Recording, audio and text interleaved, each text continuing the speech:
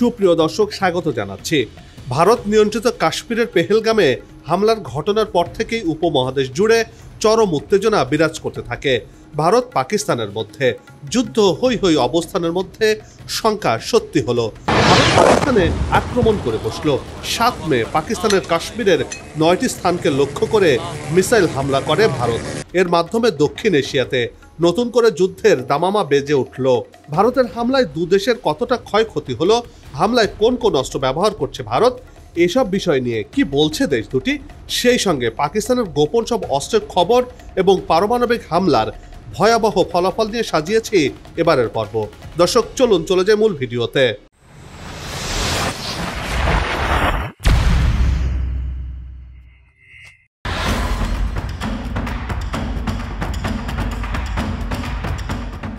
পাকিস্তানের পাঞ্জাব ও আজাদ কাশ্মীরের বেশ কয়েক জায়গায় ক্ষেপণাস্ত্র হামলা করেছে ভারত। এই হামলায় ভারতের বিমান, নৌ এবং স্থল বাহিনী একযোগে অংশ নিয়েছে। 7 মে ভোরে অপারেশন সিন্দুর নামে এই অভিযান পরিচালনা করে ভারত। ভারতীয় নিরাপত্তা সূত্র জানিয়েছে এতে 80 থেকে 90 জঙ্গির মৃত্যু হয়েছে বলে দাবি করছে তারা। ভারতের সেনাবাহিনী দাবি করেছে এই অভিযানে জঙ্গি গোষ্ঠী জয়শ-ই-মোহাম্মদ, লস্কর-ই-তৈয়বা এবং হিজবুল মুজাহিদিন এর অন্তত 9টি ঘাঁটি ধ্বংস করা হয়েছে। ভারতের গোয়েন্দা সংস্থার মতে সবচেয়ে বড় দুটি হামলা হয়েছে বাহাওয়ালপুর এবং মুরিদকেতে, যেখানে প্রায় 25 থেকে 30 জন জঙ্গি নিহত হয়েছে।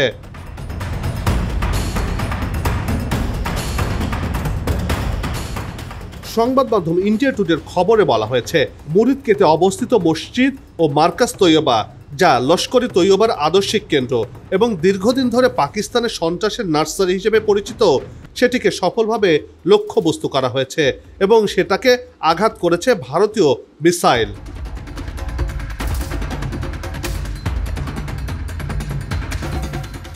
ভারত বলছে হামলা চালানো এই 9টি স্থানের মধ্যে 4টি পাকিস্তানের ভেতরে এবং 5টি আজাদ কাশ্মীরে অবস্থিত। ভারতের দাবি এই অভিযানে পাকিস্তানি কোনো সেনা ঘাঁটি লক্ষ্যবস্তু করা হয়নি। ভারতীয় সূত্র দাবি করেছে পাকিস্তানের সেনাবাহিনী, ISI এবং স্পেশাল সার্ভিসেস গ্রুপ SSG সরাসরি এই জঙ্গি ঘাঁটিগুলোর সহায়তায় যুক্ত ছিল। এটি ভারতের অভিযোগ।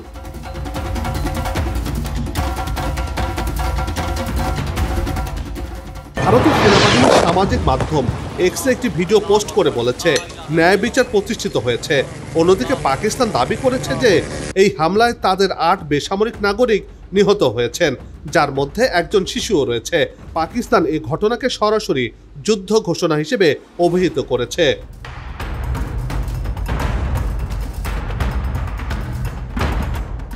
হামলার পর পাকিস্তান কড়া প্রতিক্রিয়া দেখিয়ে সীমান্তে ভারী গোলাগুলি শুরু করেছে।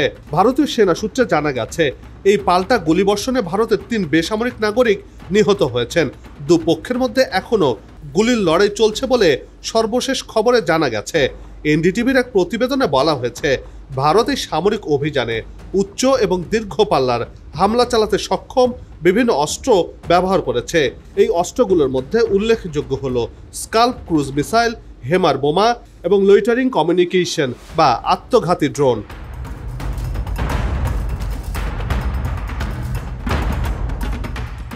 দর্শক, এবার একটু জেনে নেওয়া যাক এই অস্ত্রগুলোর শক্তি কেমন সে সম্পর্কে। প্রথমে আসা যাক স্কাল্পের বিষয়ে। এটি একটি দীর্ঘ পাল্লার আকাশ থেকে নিক্ষেপণযোগ্য ক্রুজ মিসাইল, যেটি 250 কিলোমিটার পর্যন্ত অতিক্রম করতে পারে। এটি কৌশলগত লক্ষ্যবস্তুতে নির্ভুলভাবে আঘাত হানার জন্য ডিজাইন করা হয়েছে। এই মিসাইলটি মূলত বাংকার, সামরিক ঘাঁটি ও সুরক্ষিত অবকাঠামো ধ্বংস করতে ব্যবহৃত হয়। এবার আসা যাক হেমারের বিষয়ে। এই অস্ত্র হলো একটি স্মার্ট বোমা, যা নির্ভুলভাবে লক্ষ্যে আঘাত হানার জন্য ডিজাইন করা হয়েছে। এটি বিশেষভাবে শক্তিশালী অবকাঠামো যেমন কংক্রিটে নির্মিত বাংকার এবং বহুতল ভবন ধ্বংসে ব্যবহার করা হয়।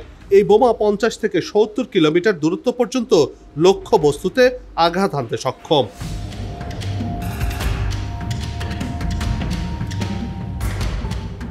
এবার আসা যাক লইটারিং মিউনিশনটা কি। এই অস্ত্রকে প্রায় কামিজি ড্রোন নামে অভিহিত করা হয়। এটি নজরদারি, লক্ষ্যবস্তু শনাক্তকরণ এবং চূড়ান্ত আঘাত হানার কাজে ব্যবহার করা হয়। এই ড্রোনগুলো নির্দিষ্ট এলাকায় বাতাসে ঘোরাফেরা করতে পারে এবং লক্ষ্যবস্তুকে শনাক্তের পর স্বয়ংক্রিয়ভাবে অথবা দুর্নিয়ন্ত্রিতভাবে হামলা চালিয়ে লক্ষ্যবস্তু ধ্বংস করে দেয়। এই অস্ত্রের বিশেষ গুরুত্ব হলো একবার লক্ষ্যবস্তু চিহ্নিত করা হলে এরা সরাসরি নিজেদের বিস্ফোরণ ঘটিয়ে আঘাত হানে, ফলে এগুলোর পুনর্ব্যবহার আর সম্ভব নয়।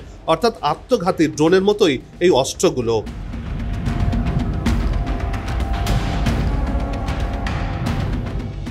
ভারতের এই হামলার পাল্টা জবাব দিয়েছে পাকিস্তান। ডনের এক প্রতিবেদনে বলা হয়েছে, ভারতের চালানো হামলার প্রতিশোধ হিসেবে দেশটির 5টি যুদ্ধবিমান ভূপাতিত করেছে পাকিস্তানের সেনাবাহিনী।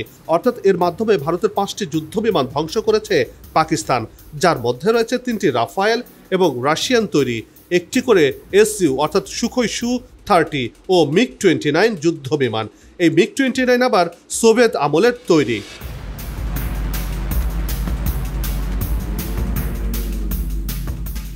এখন বড় প্রশ্ন, এই হামলার বদলা কিভাবে নেবে নয়াদিল্লি? মোদী প্রশাসনের জন্য এটি কেবল নিরাপত্তা ইস্যু নয়, বরং জাতীয় মান সম্মানের প্রশ্ন হয়ে দাঁড়িয়েছে। রাজনৈতিক মহল থেকে প্রতিরক্ষা দপ্তর সবখানে চলছে জল্পনা কল্পনা। এত কিছুর মাঝে পাকিস্তানের একটি গোপন অস্ত্রের খবর ঘুম কেড়ে নিয়েছে ভারতীয় জেনারেলদের। সেই হাতিয়ারটা কি দর্শক? এবার চলুন সেই তথ্যগুলো জেনে আসা যাক।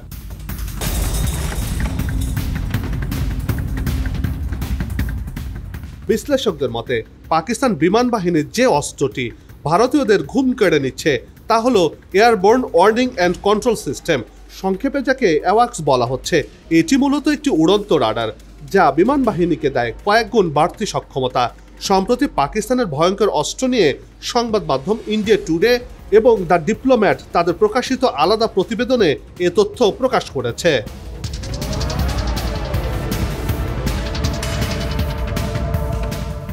প্রতিবেদনে বলা হয়েছে, ইসলামাবাদের হাতে বর্তমানে অ্যাওয়াক্স সিস্টেম সহ 11টি যুদ্ধবিমান রয়েছে।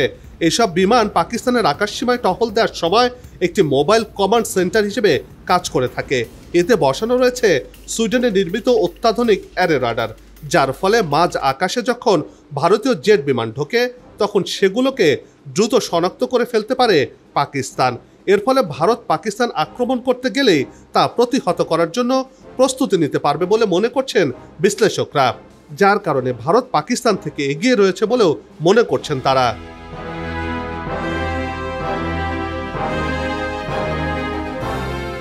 ভারতীয় প্রতিরক্ষা বিশেষজ্ঞরা বলছেন, এই অ্যাওয়াক্সগুলোই এখন ইসলামাবাদের চোখ ও কান। এগুলোর সাহায্যে সীমান্তে পাকিস্তানের নজরদারি ক্ষমতা কয়েক গুণ বেড়ে গেছে। বিশেষ করে ভারতীয় জেট বিমান বা ক্ষেপণাস্ত্র সীমান্ত পেরোলেই সেগুলোর গতিপথ ট্র্যাক করতে পারছে পাকিস্তানি বাহিনী।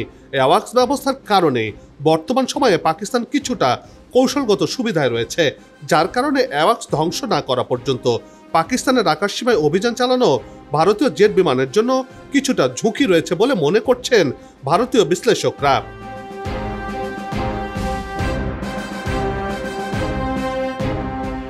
ভারতীয় যুদ্ধবিমান থেকে ছোড়া ক্ষেপণাস্ত্রকেও চিহ্নিত করতে সক্ষম এই উড়ান্ত রাডারগুলো।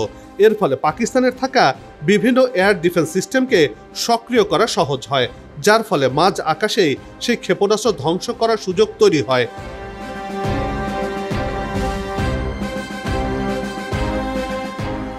গ্লোবাল ফায়ার পাওয়ার সূচক 2025-এর তথ্য বলছে, সামরিক শক্তিতে ভারত বিশ্বে 4 নম্বরে অবস্থান করছে আর পাকিস্তান রয়েছে 12 নম্বরে।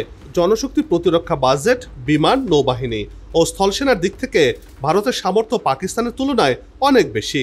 ভারতের সক্রিয় সেনা রয়েছে 14,60,000, রিজার্ভ সেনা রয়েছে 11,60,000 এবং আধা সামরিক বাহিনী 25,30,000-এর বেশি। সব মিলিয়ে ভারতের সামরিক জনবল প্রায় 51 লাখেরও বেশি।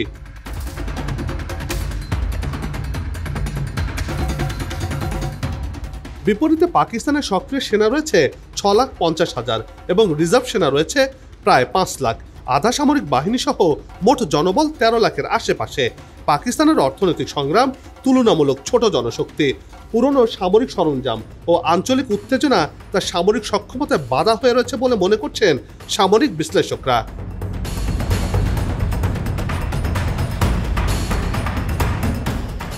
সামরিক সক্ষমতায় সামগ্রিকভাবে ভারত এগিয়ে থাকলেও পাকিস্তানে পারমাণবিক অস্ত্র এবং দ্রুত প্রতিক্রিয়া সক্ষমতা যে কোনো সংঘাতকে ভয়াবহ রূপ দিতে পারে। বিজ্ঞানীরা বলছেন পারমাণবিক বোমার ফলে আগুন লেগে যাবে, সেই আগুন থেকে যে পরিমাণে ধোঁয়া তৈরি হবে সেটা ছড়িয়ে পড়বে সারা পৃথিবীতে। এই ধোঁয়ার কারণে আমাদের এই গ্রহে সূর্যের আলো ঠিক মতো এসে পৌঁছাতে পারবে না, ফলে পৃথিবী অনেক ঠান্ডা এবং অন্ধকারময় হয়ে পড়বে। বিশেষ করে ভারত পাকিস্তান যদি এই পরমাণু অস্ত্র ব্যবহার করে, সেক্ষেত্রে বাংলাদেশও এর সাফারার হবে।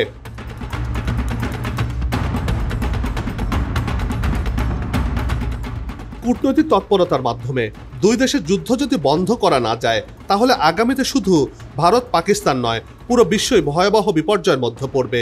অতএব দুই দেশই যদি কূটনৈতিক উত্তেজনা প্রশমিত না করে, অর্থাৎ ব্যর্থ হয়, তবে এটি গোটা দক্ষিণ এশিয়া তথা বিশ্বের জন্য মারাত্মক বিপর্যয় ডেকে আনতে পারে। বিশেষজ্ঞদের মতে শক্তি প্রদর্শনের চেয়ে পরিমিত বোধ, কূটনীতি এবং দ্বিপাক্ষিক আলোচনায় এই অঞ্চলের শান্তির পথ দেখাতে পারে। আর সেই পথে হাঁটবে কি চিরপ্রতিদ্বন্দ্বী ভারত পাকিস্তান, সে প্রশ্ন থেকেই যাচ্ছে।